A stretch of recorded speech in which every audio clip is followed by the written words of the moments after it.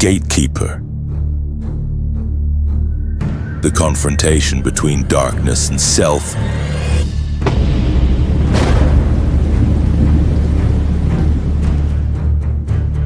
The messenger.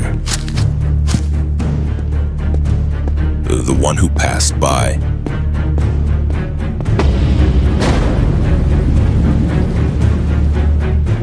The voice that called as the knife was raised. The one who called him out of hiding.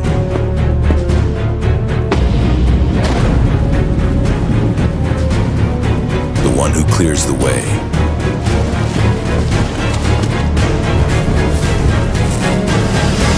You've walked through 9 doors.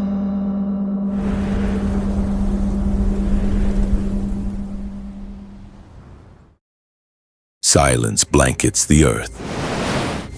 A flaming sword spins through the night. It doesn't just block a path. It stops an entire era from returning to where life began. The gate of Eden has closed. No one knows the name of the one who guards it. No one dares come close to asking. But right at the boundary between heaven and earth, there is a figure standing there, not declaring who they are, not leaving behind a word. Just existing as a silent streak of absolute power.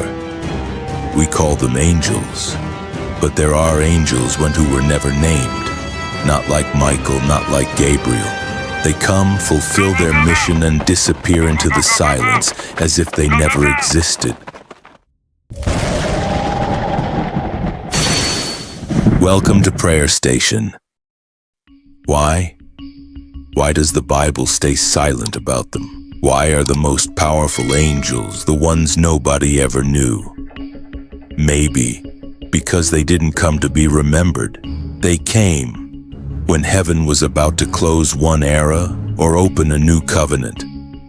And each time that happened, human history turned onto an entirely different path.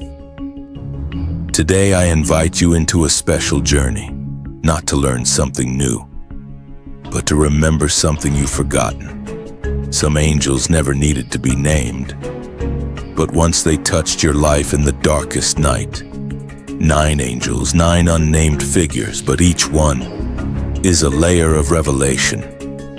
And if you dare walk this whole journey, maybe at the end of the road you will realize an angel has been waiting for you. Not in the clouds, not in a dream, but right where you live, in the middle of trials, crisis, confusion, and wandering. He is still there, not needing to be known, just asking that you don't miss him. Because that angel might be the 10th part of this story. But to understand why those nameless angels carry the power to shift history, we must return to where it all began. Not a mountain, not a wilderness, but a garden sealed by fire, the place where for the first time humanity was kept from returning. The place where the first angel appeared, not to save but to guard something sacred that had been lost. And right there, an unnamed angel stood between heaven and earth, with a flaming sword spinning, drawing the line between eternal life and the price of the fall, the gatekeeper, and the flaming sword of forgotten memory. There are stories in the Bible that don't need to be retold with words, because just by closing your eyes, you can already see yourself in them. Eden, the first garden, is also the final dream mankind forever longs for. It was not only filled with lush fruit, not also crossed by 4 rivers, not also echoed with the footsteps of the Creator in the cool of the day. It was home, a place with no tears, a place where humanity had never known the concept of loss. But then a lie, a bite, a naked glance, and a door slammed shut forever. Adam and Eve were cast out of the garden, no luggage, no map, only the memory of what they had lost. And at the entrance of that garden, for the first time in human history, an angel appeared. Not to comfort, not to speak, but to guard. The Bible never tells us their name, It doesn't describe how many wings they had. It doesn't speak of their voice or their eyes. Only one detail remains. He placed cherubim with a flaming sword that turned every way to guard the way to the tree of life. That sword did not sit still. It turned. It was alive. It allowed no one to come near, not even in thought. Not because that angel was cruel, but because the love of God sometimes must block the wrong path to save humanity from eternal life in a corrupted state. If Adam and Eve had eaten from the tree of life, would live forever in sin, in confusion, in irredeemable separation. So the angel stood there, not as a prison guard, but as the keeper of mercy, holding back the sacred until mankind was ready to enter again through the way of blood, not effort. Generations passed, prophecies were spoken, but that flaming sword still hasn't stopped. Because the gate of Eden remains closed and that angel is still standing there. Between time and eternity, between memory and promise. We don't know his name, no painting captures his form. But the soul of each of us still remembers, still sees that image and dreams of something lost. A closeness, a calling, a home we've never been to but somehow deeply recognize.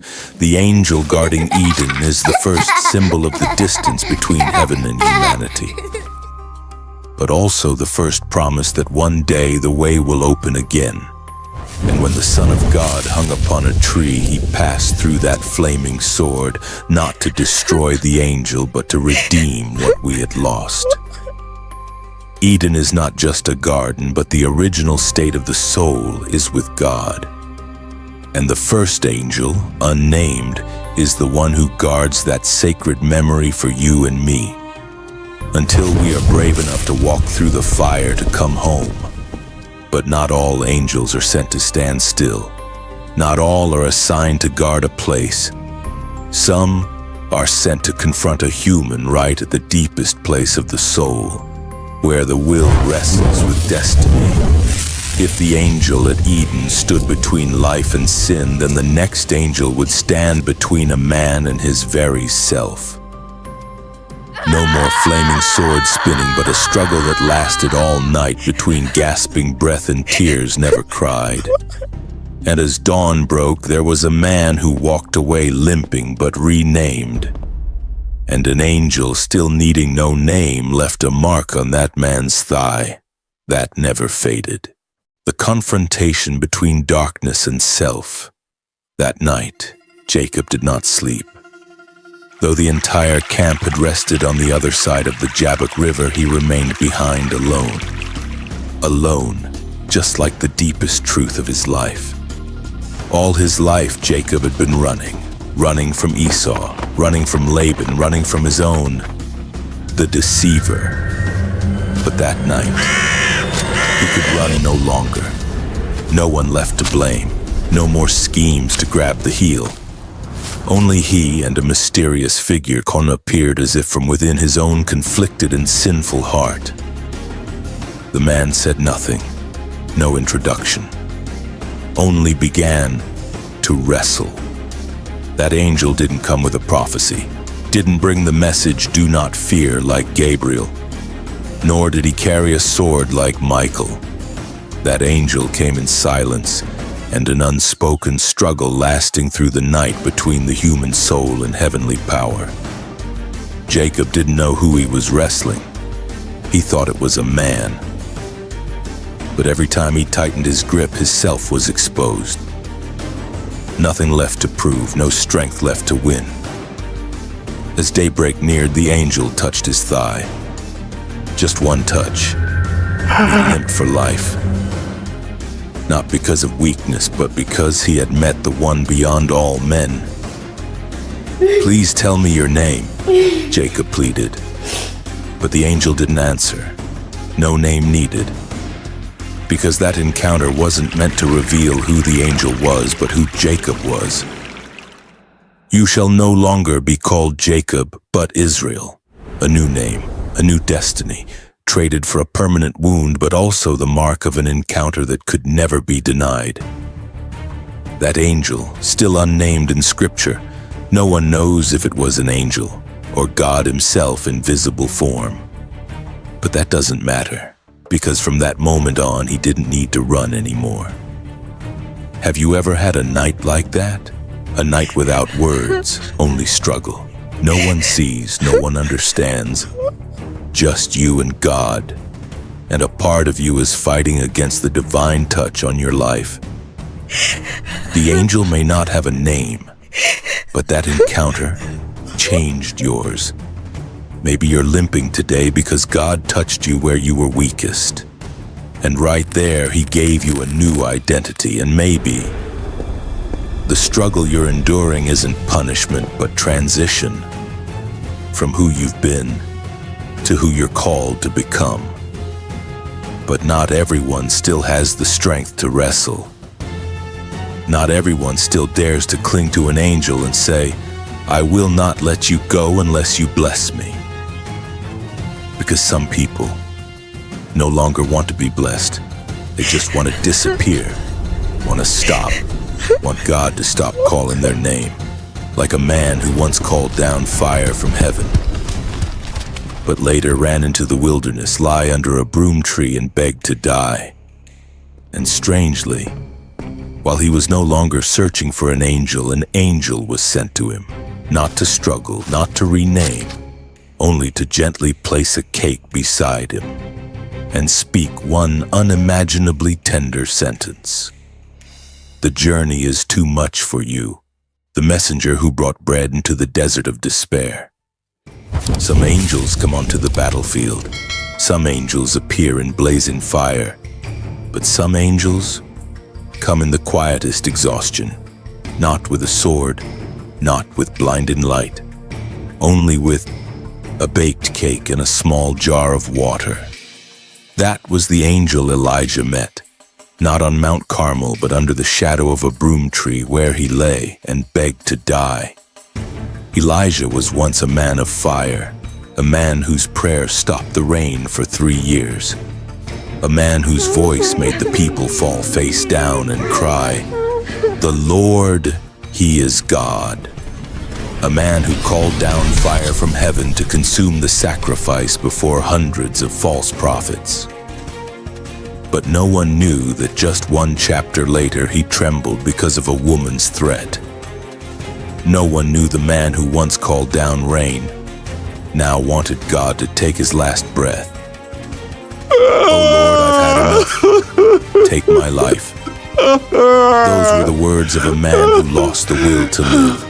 Not because of failure, but because success couldn't fill the emptiness inside. He left his servant behind, left the mission, left the prophecy, and walked alone into the wilderness. No one followed him. No voice from God thundered.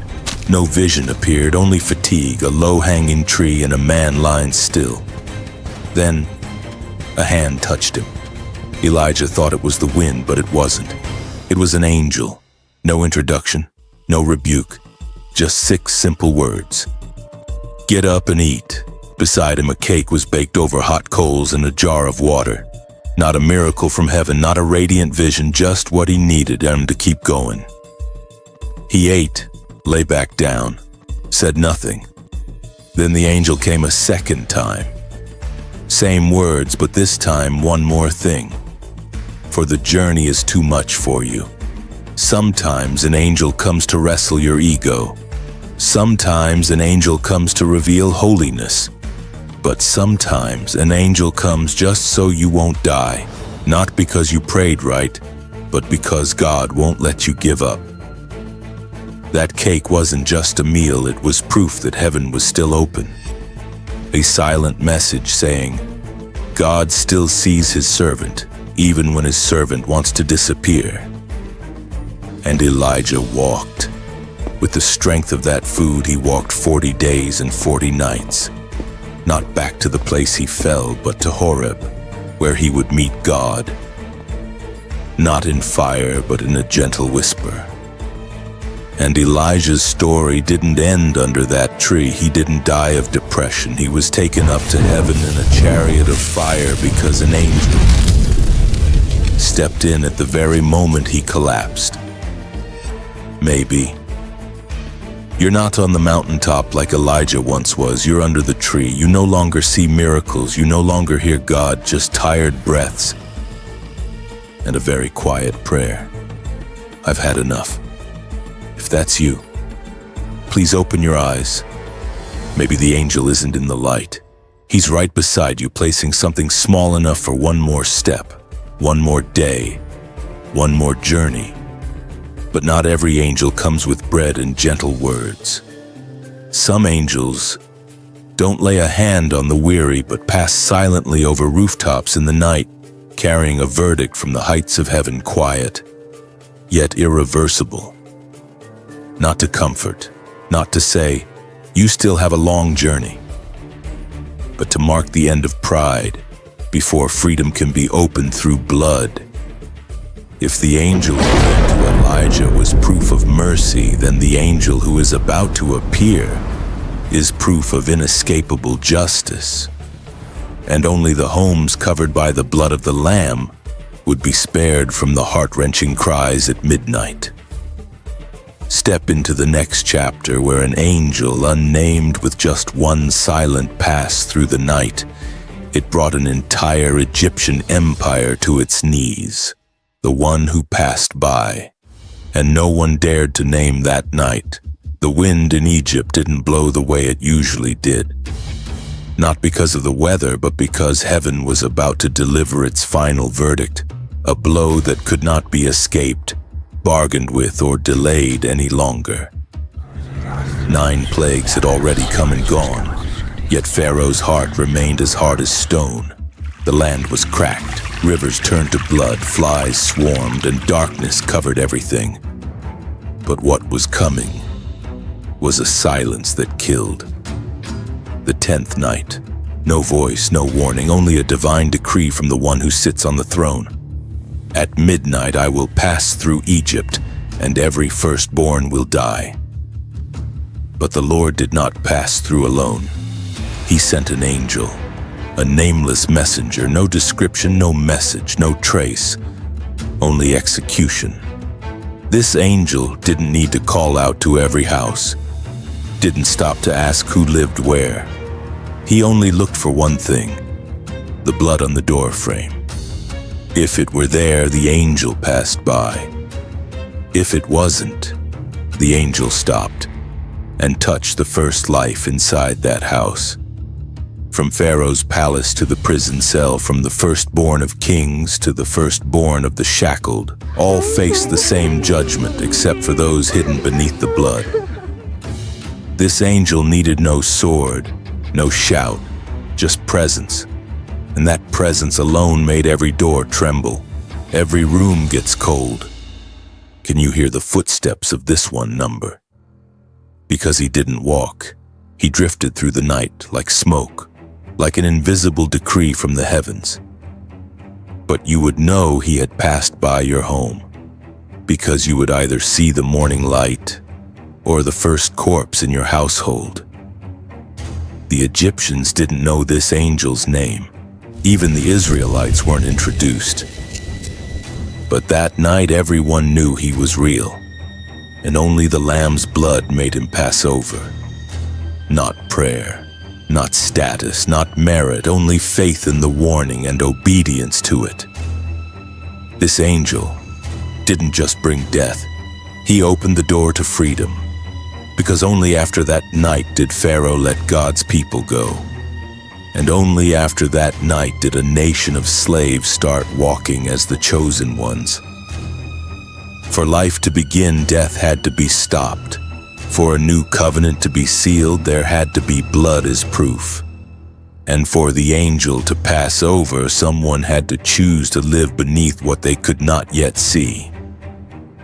Do you know, that same angel still passes over the world today? Not bringing physical death, but eternal death, when the soul is left outside of grace. And even now, Only those with blood on the door of their hearts will see the morning, will hear the voice come out of Egypt, will live a life worth living, a life redeemed. Maybe you're doing fine, your lights are on, you have a family, a career, and religion. But is there blood on the door of your soul? Are you truly covered or just hiding? Because the angel doesn't check resumes. He looks for one thing only, the sign of belief and obedience. And while that angel passed through Egypt to bring death to a stop, the next angel was sent to prevent a different kind of death. A death not of the wicked, but of a child born of promise, a son given through divine covenant, and was almost placed upon the altar by his father. But at the exact moment the knife was ready to fall, a voice cried out from heaven, and an unnamed angel stepped into the space between pain and faith to stop a trembling hand. Step into part 5, where the trial was never meant for the weak, and the angel came not only to speak, but to halt a tragedy already in motion. The voice that called as the knife was raised.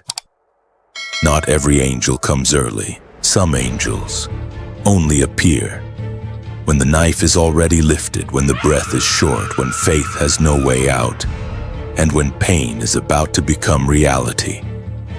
That's when the angel steps in. One heartbeat before tragedy. Abraham had no idea it was a test, no warning, no promise of reward. Just a single simple command from heaven. Take your son, your only son Isaac, and offer him as a burnt offering. Isaac, the child of promise, the son he waited over 20 years to have. Not Ishmael, not the product of his own doing, but Isaac, the one given by the word of God. His only son, the heir to the covenant, the embodiment of an entire nation's future. And now, God asks him to kill him. No complaints, no arguments. Early the next morning, he chops the wood, saddles the donkey, and begins the journey. 3 days of walking, 3 days of thinking, 3 days of inner war. No one knew how shattered Abraham's heart was, because he wasn't about to sacrifice a lamb, but a dream, a future, a soul. Father, we have the fire and the wood, but where's the lamb? Isaac asked. That question might have been the first cut to a father's heart, and Abraham could only say, God will provide. Was he hoping? Was he trying to comfort himself? Or was that a declaration born of faith that defied logic? Whatever it was, he kept walking. He arranged the wood. He bound his son. He raised the knife. That's when the angel appeared. Not earlier, not later, but precisely as the knife was lifted. Abraham, Abraham, do not lay a hand on the boy, for now I know. You fear God. No name spoken, no sword, no blazing light, just a voice from heaven that held back a tragedy. And then Abraham looked up and saw a ram caught by its horns in a thicket. The miracle didn't show up ahead of time. It wasn't waiting at the base of the mountain. It only appeared once he was willing to lay down what was most precious. That angel didn't come to replace. He came to confirm obedience was enough. Faith had been proven. The trembling hand could rest now. The dream didn't have to die anymore. That story isn't just about Abraham, it's about you, about the things God once gave you and now asks you to place it back on the altar. A child, a relationship, a calling, a very real dream. God doesn't want you to kill it, but he wants to see, do you love the gift or the giver more? Maybe you're standing on your own Mount Moriah today. The knife is raised, your heart is numb. There's no hope of a substitute in sight. But listen closely, because that unnamed angel is still calling, not with thunder, but with a whisper. Stop, I've seen enough. And when you lift your eyes, just maybe, your ram has been caught in the thicket all along. Some encounters from heaven don't happen at the height of obedience, but in the depths of self-doubt. Like Gideon, the man who never thought he was strong enough, pure enough, or chosen enough. But the angel doesn't need you to be enough of anything. He just needs someone willing to believe again in what God calls them, even when they can't call themselves that. And while Gideon was still hiding, the angel was already waiting beneath the oak tree, with a calling that didn't ignite with fire but pierced straight to the root of destiny, the one who called him out of hiding and awakened a forgotten identity. Some angels come with a sword. Some arrive just in time to stop a sacred thing from being destroyed. But this time, the angel came only to speak a name, the kind of name the person hearing it didn't dare believe was meant for them. The setting wasn't a holy mountain, not a burning bush, not the tabernacle. It was a wine press, a low place, a place to hide, a corner of retreat, both in space and in spirit. There a man was threshing wheat in secret from the Midianites, not because he feared death, but because he had grown far too familiar with the identity of the insignificant. Gideon, a young man from the weakest clan of the weakest tribe, no title, no role, no vision of anything greater. And then the angel came, sat beneath the oak tree, didn't speak right away, didn't show up in glory. Just looked at him and said one line that shook history. "The Lord is with you, mighty warrior." In that moment, there was no lightning, just the dissonance between what he heard and what he believed. Mighty? Me? If the Lord is with us, why is all this happening? Who am I to do anything great? His reply wasn't rebellious. It was the voice of millions who quietly carry the belief that they're too small to be called. But the angel didn't change his tone, didn't argue with logic. He simply said again, "Go in the strength you have, for I am sending you." God doesn't need you to be perfect, doesn't need you to be worthy, doesn't need you to be ready. He just needs to call you by the identity he already sees, before you ever see it. The name Mighty Warrior wasn't a description, it was an invitation, a call to awaken the sleeping self buried beneath fear and ordinary habits. Gideon hadn't fought a single battle, but the angel had already called him victorious. Because in heaven's eyes, God doesn't see you by your current state. He sees you by the destiny he planted inside you. And what about you? Are you threshing quietly in your own wine press? Are you living small, thinking you're not strong enough, not holy enough, not chosen enough? Then listen closely, because the angel might already be sitting somewhere nearby, under the shade of the ordinary, in the middle of a routine day. At the edge of a moment nobody notices, he's waiting for you to lift your eyes and dare to believe once more what you've long forgotten. You weren't made to stay hidden. You were called to rise. That angel didn't say much. No blinding signs, but that one sentence shifted the course of a nation, because it shifted the course of one man. The voice from the oak tree stirred a warrior. No miracle was needed, just a word at the right time for the right person. But angels don't always come to call someone out. Sometimes they're sent to walk alongside someone pushed to the very bottom, not because of doubt. But righteousness found no place in the eyes of the world. Beneath even the deepest shame lies the lion's den, where prayers can't seem to rise and only breath and claws remain.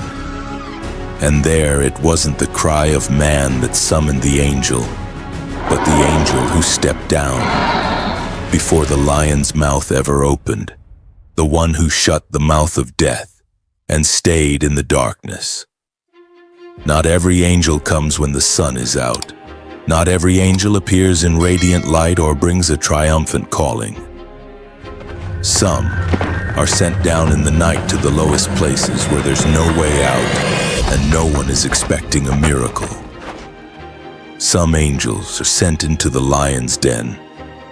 Daniel didn't sin. He didn't rebel. He didn't kill anyone. His crime was prayer. In a foreign empire, when the law of man forbade calling on any name but the king's, he still opened his window facing Jerusalem and knelt 3 times a day. No fanfare, no declarations. He remained faithful as he had always done. And that led him to the lion's den. No crying, no pleading, just a verdict, sealed with the king's ring. The king loved Daniel, but with his own hands he cast him into a place of claws and fangs. The stone was rolled shut. The mouth of the den was sealed. No one in, no one is out. And in the thick darkness of that death chamber, an unnamed angel was sent down. No thunder, no light breaking through, only presence. And that presence shut the lions' mouths all night. Not one dared draw near, not a single roar, not a single scratch on Daniel's body. Because one had sent his angel before fear could devour the soul. You might be thinking, I've done nothing wrong, so why am I in the pit? I've prayed, I've stayed faithful, so why am I being betrayed and set up? But Daniel didn't survive because he was worthy. He survived because God keeps his word. He never promised to keep you out of the lion's den. He promised to be with you in it. You may be in a place where all light is cut off. No allies, no defense. Just a verdict threatening to end your story. But remember, some angels don't come to pull you out. They come to stay with you until the morning comes. Daniel didn't die. Not because he was a saint, but because true justice came from heaven and intervened with a silence louder than any roar. The next morning when the king ran to the den, he didn't hear the sound of beasts. He heard the calm voice of one who had been with an angel through the night.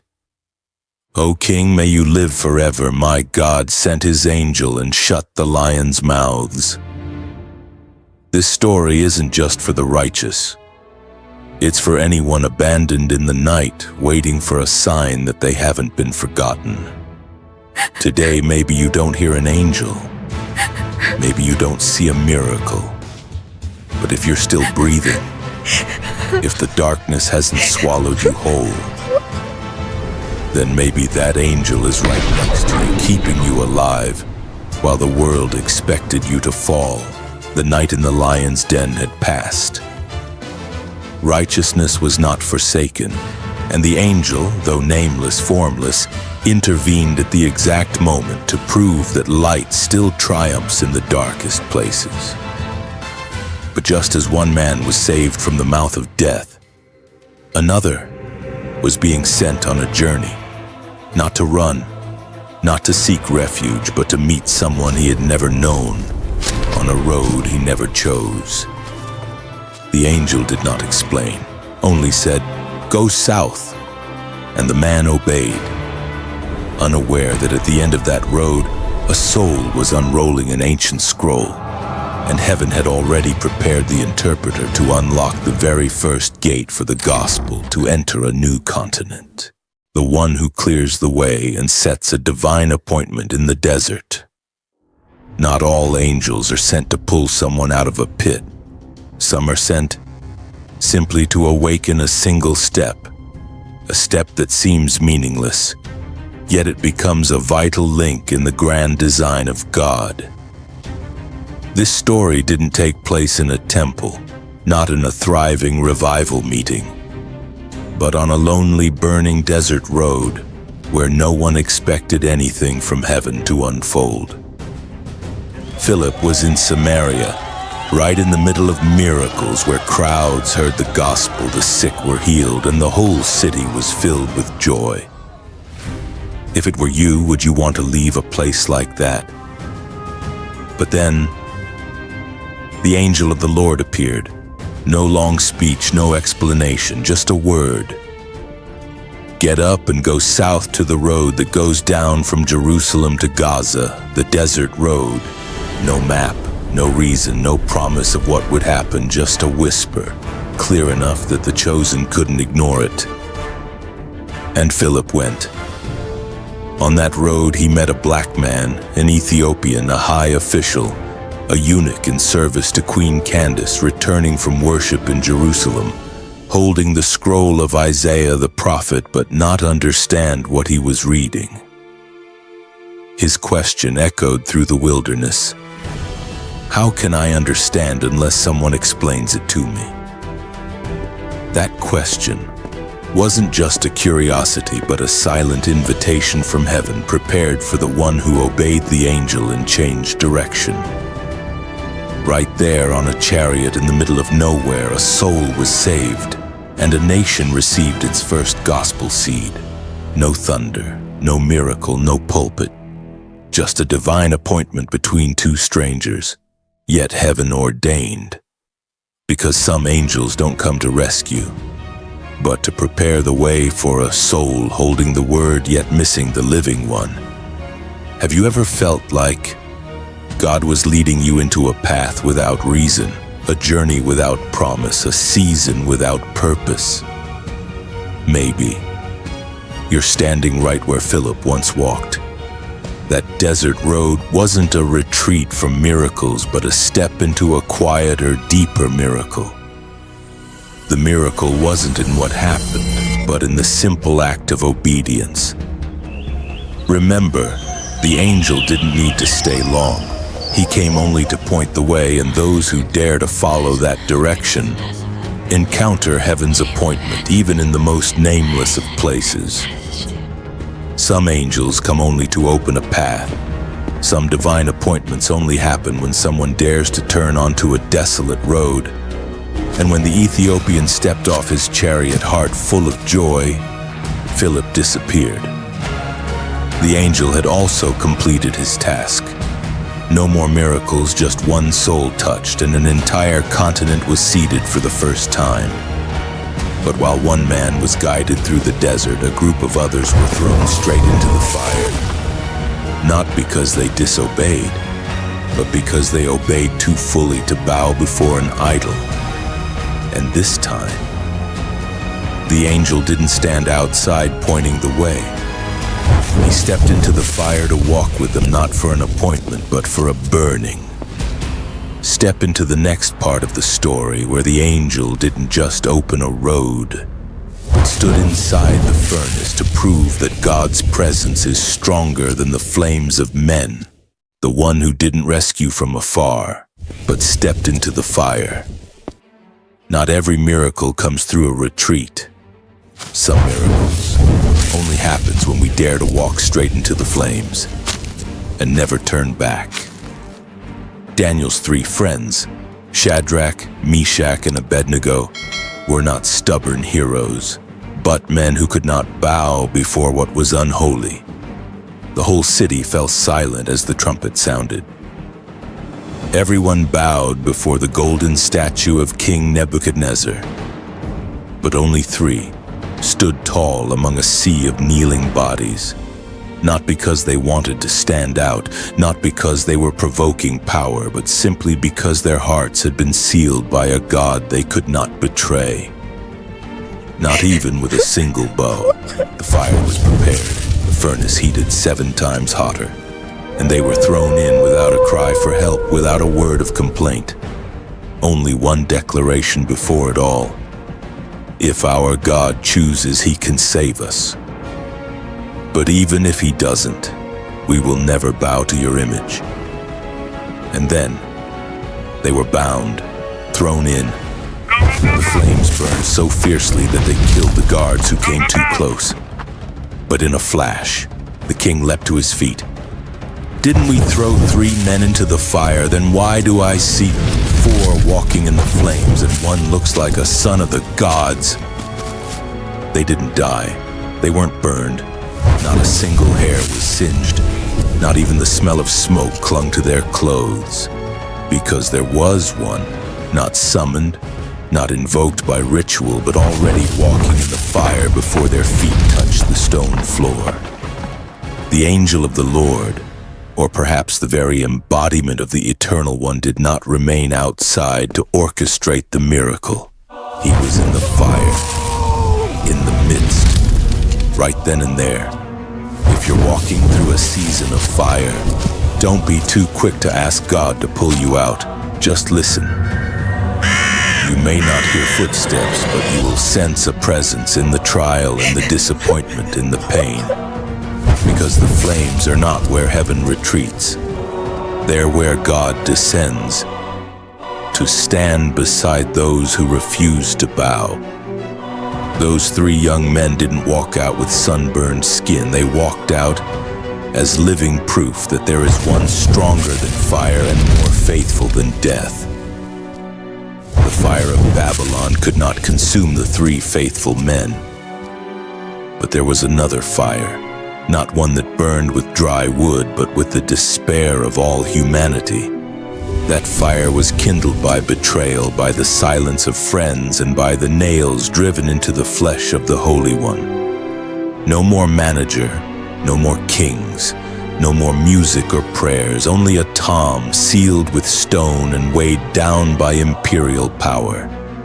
But right at the place where death seemed to have ended every story, an angel appeared. Not to rescue anyone from the flames, but to open the door to a new era. No roar, just a single movement. The stone was rolled away, and the silence was torn apart by the first good news in human history. He is not here. If your heart is longing for a new beginning after the darkness, then the next story is where the final declaration resounds, the final whisper, awakening the one quietly watching this video. We've been on a long journey. From blazing flames to desolate wilderness, from the lion's den to a dream in the dead of night.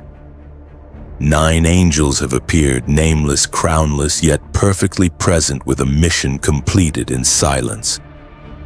Do you still remember each one? The angel guarding Eden's gate, the angel who warned Lot before the city fell, the angel who called Gideon out of fear, the angel who awakened Elijah in despair, the angel in Joseph's dream, the angel who shut the lions' mouths, the angel who sent Philip to the desert road, the angel who stood in the blazing furnace. Each angel, an unnamed vision, yet carrying the destiny of an entire story. And now there will be no 10th angel, because the 10th angel is the one reading these words. Not to fly, not to perform miracles, but to become the timely whisper for someone in need.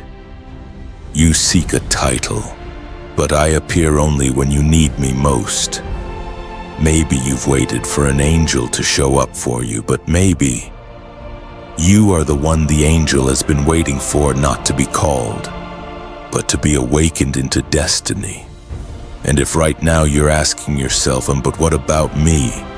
If you've ever wished an angel would appear to pull you from the edge or give you a sign that God still remembers you, then pause, just for a heartbeat, and let this question echo in your soul. What if are you the one sent to someone else in this very night? Because sometimes the comfort you offer, the prayer you whisper in secret, or the way you look at someone with true compassion is the angel that heaven has sent through you. The journey of the 9 angels has come to a close, but the mission of the 10th angel, silent, nameless, crownless, it is beginning, right where you sit.